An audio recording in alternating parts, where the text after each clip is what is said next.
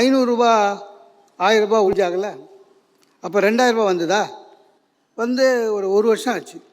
என் wife அடிக்கடி என்கிட்ட கேட்பான், ஏங்க இது திடீர்னு நிறுத்திடுவாங்களா? எனக்கு ஒன்றும் கவலை இல்லை, ஏன்னா நம்மகிட்ட எது அவ்வளோ 2000 இல்லை, அதெல்லாம் நிறுத்த மாட்டாங்கன்னு. திடீர்னு திருப்பி கேட்பான், ஏங்க 2000 செல்லாது சொல்லுவாங்களான்னு.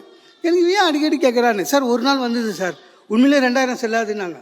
2 நாள் கழித்து என் ஒய்ஃப் வந்து காஃபி எடுத்துன்னு வந்து வச்சா. எப்பவுமே வைக்கும் போது டொங்குன்னு சத்தம் கேட்கும், அவ்வளோதான். எடுத்து சூடாக இருக்குது அப்படின்னா ஆற்றி குடிங்கன்னு ஒரு குரல் உள்ளேருந்து வரும்.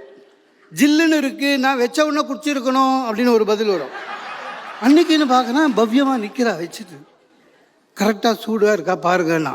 அப்போவே சந்தேகம். மூஞ்ச பார்க்குறேன், அவ்வளோ பவ்யமாக இருக்குது. இந்த கல்யாணம் ஆகி ஒரே ஒரு வாரம், முதல் வாரம் நம்மளுக்கு மரியாதை கொடுப்பாங்க தெரியுமா, அந்த மூஞ்சி அப்படியே பார்த்துட்டு என்ன பண்ண. இல்லைங்க, நீங்கள் வீட்டுக்கு கொடுக்குற காசில் கொஞ்சம் மிச்சம் பண்ணி, மிச்சம் இல்லை ஆட்டையை போட்டது, கொஞ்சம் மிச்சம் பண்ணி சொல்லுமாண்ணே, கொஞ்சம் பணம் வச்சுருக்கேன் 2000 தாளுண்ணா. எத்தனை நம்ப மாட்டேங்க, 1,80,000 இருந்தது. இத்தனைக்கு நான் மாத செலவு கொடுக்குறதே கம்மி தான். ப்ராக்டிக்கலாக பாருங்கள், ஒரு கல்யாணத்துக்கு போங்க சார். கல்யாணத்துக்கு போனீங்கன்னா அங்கே பொண்ணுக்கு அப்பா யாருன்னு ஈஸியாக கண்டுபிடிச்சிடலாம். இங்கே ஒரு பேக்கை வச்சுக்கின்னு வேர்த்து விறுவிறுத்து தலை வராமல் எக்ஸிபிஷனில் தொலைஞ்ச மாதிரி பைத்தியக்கார மாதிரி ஒருத்தன் ஓடினுப்பான், அவன் தான் பொண்ணுக்கு அப்பா. ஆனால் பொண்ணுக்கு அம்மா யாருன்னு கண்டுபிடிக்க முடியாது சார். ஏன்னா அதுவும் மேக்கப் போட்டுக்கின்னு, கூம்பு கொண்டை போட்டுக்கின்னு, ஹேண்ட்பேக் வச்சுன்னு பொண்ணுக்கு பக்கத்துலேயே நிற்கும் ரிசப்ஷனில். உடம்பு சரியில்லைன்னு டாக்டர்கிட்ட போகிறோம் சார். டாக்டர் செக் பண்ணிவிட்டு சொல்கிறாரு, சார் சாரி உங்களுக்கு சுகரு. என் ஒய்ஃப் திடீர்னு ஒரு காற்றை கேட்டா, டாக்டர் சுகர் எதுக்கு வருது அப்படின்னா. நான் கூட ஆச்சரியப்பட்டேன், அடடா நம்ம உடம்புக்காக தான் சொல்கிறா போல இருக்குதுன்னு. டாக்டர் சொன்னார், ஜீன்ஸு அவருக்கு, அவங்க அப்பாவுக்கு, அவங்க அம்மாவுக்கு, அவங்க தாத்தா அந்த மாதிரி இருக்கும், பரம்பரை வியாதி அப்படின்னாரு. அவளை அடுத்த கேள்வி கேட்குறா, அப்போ ஏன் எங்கள் மூத்த நாத்தனாருக்கு இன்னும் வரலை அப்படின்னு. அவளுக்கு எனக்கு சுகர் வந்தது இல்லை சார், எங்கள் அக்காவுக்கு ஏன் சுகர் வரலன்னு. டாக்டர்கிட்ட, டாக்டர் நான் சொல்கிற சாப்பாடெல்லாம் சரியாக சாப்பிட மாட்டாரு அப்படி தானே கம்ப்ளைண்ட் பண்ணோம்.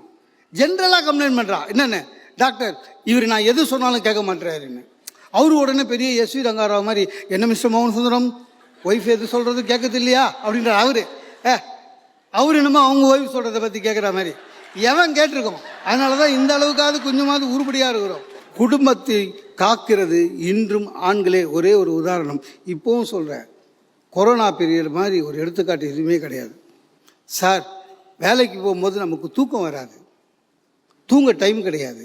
ஆனால் கொரோனா காலத்தில் தூங்க டைம் இருந்தது, பயத்தில் தூக்கம் வரல சார். ஏன்னா குடும்பத்தை காப்பாற்றணுமே, வேலைக்கு ஏதாவது வேட்டு வச்சிட போகிறானான்ற பயம். பிஹெச்டி பண்ண பேராசிரியர்கள்லாம் காய்கறி விற்றதை நாங்கள் கேட்டிருக்கோம், உண்மையாக நடந்தது. இன்று கூட ஏடிஎம் வாசலெல்லாம் போய் பாருங்கள் சார். தன் குடும்பத்துக்காக ரிட்டையர் ஆன பிறகும் உடம்பு தளர்ந்தாலும் குடும்பத்துக்காக அங்கே வாட்ச்மேன் வேலை செய்கிற அத்தனை கணவர்களும் குடும்பத்துக்காக உழைப்பவர்கள் என்று கூறி வாய்ப்புக்கு நன்றி பாராட்டி விடைபெறுகிறேன். நன்றி, வணக்கம்.